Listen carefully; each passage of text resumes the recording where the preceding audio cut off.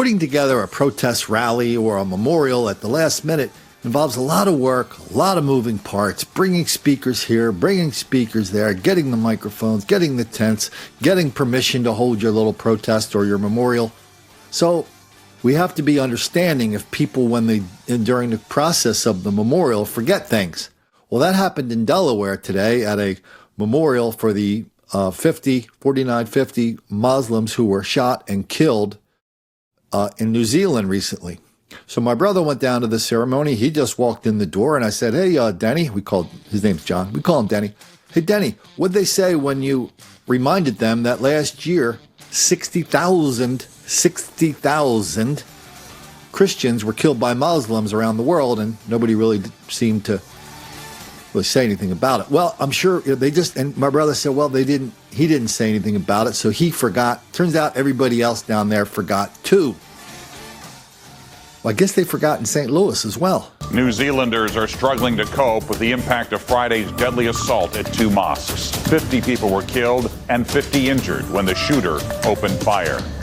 From New Zealand to the Del Mar Loop, people in St. Louis came together to remember those who were killed at Islamic centers in the city of Christchurch last week. As 5 on your side's Marianne Martinez reports from University City, it was a day of support and emotion.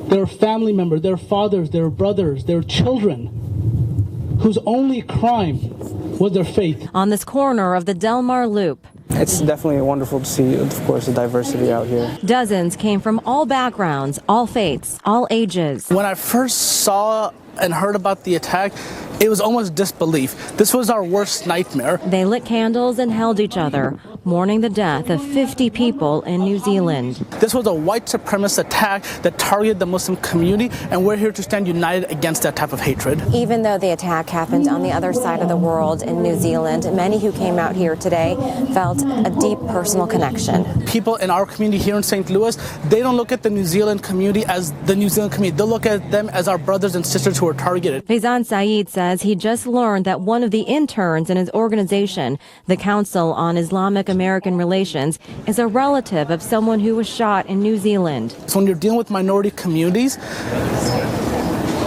there is a connection happening. And those who are not Muslims say it is important to show solidarity. The growing danger of white supremacy terrifies me. Judy Clifford says she could not stay home and stay quiet. She had to speak out. So the thing that I'm most keenly aware of right now is my privilege, white privilege.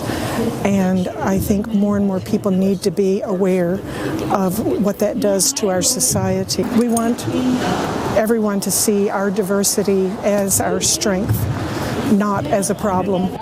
Boy, St. Louis is a weird place to protest white supremacy or white nationalism and white privilege. St. Louis is a place where if you are white, you are a target of really, really nasty black on white violence, whether it's downtown, whether it's near the archway, whether it's out at the ballpark.